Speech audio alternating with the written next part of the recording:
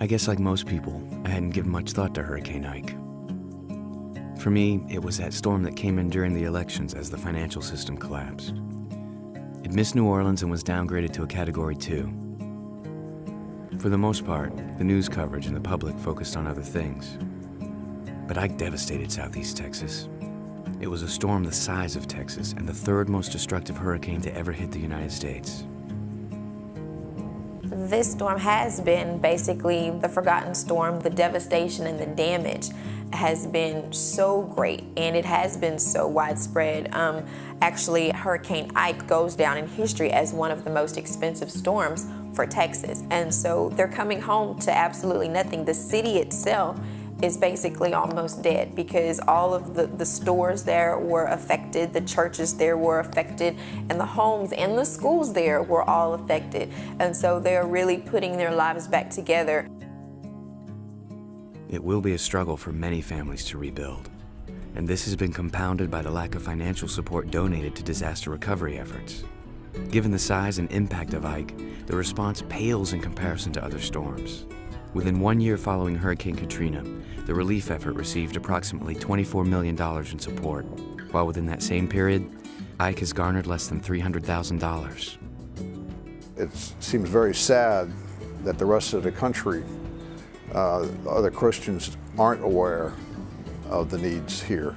It's amazing that people back in Florida, when we say we're going to Galveston, well, that's a storm from last year. Many think it's a minor storm because the press wasn't there. The communication at a national level wasn't there. One thing people need to know is that the damage from Hurricane Ike is far from over. They are still rebuilding their lives. They're still in desperate need of help. They're still in situations where their belongings are gone, their homes are mere shells, their streets and neighborhoods still stand empty. But they want to rebuild, they want to go back, and they're asking for our help, and I want us to be able to respond. We were overwhelmed by the empty houses in each neighborhood and the damage that remained.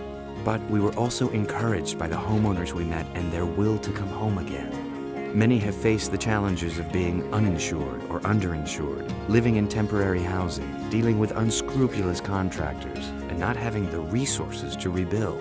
Right after the storm, you have a lot of people, a lot of different contractors that come in, and we've heard the stories, people getting ripped off and money being taken away, and then they never come back. Some people get taken horribly with money they can barely afford.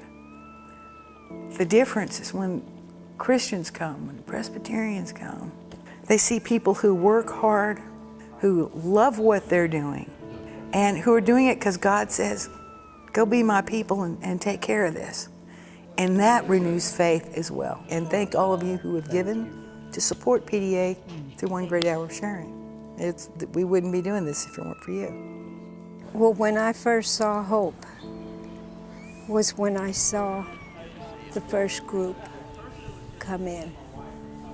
I told my sister, if God's willing and I get back home, we are going to have to get the family together. We're all spread out. We haven't seen each other since this hurricane. It'll be a wonderful recovery for all of us. So, that's why it's so important for me to get my home together. It's just a transformation from the old to the new. And I think there's going to be some new things for my life. Presbyterian Disaster Assistance is working alongside the presbyteries affected by Ike to make a long-term commitment to these families and the long road of recovery ahead. Volunteer villages are open, and the church needs our congregations to respond to the call as one body and one community. Whether through praying, donating, or volunteering, the church needs each one of us to answer this call.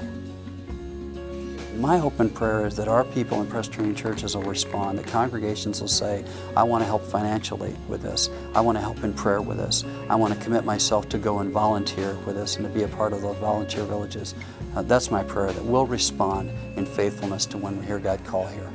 Every group that's come through have made a sign from their church, so I'm looking forward to see it get filled. If more people will come, we'll make you feel like your family. We will look after you. We will take care of you. So y'all come on down.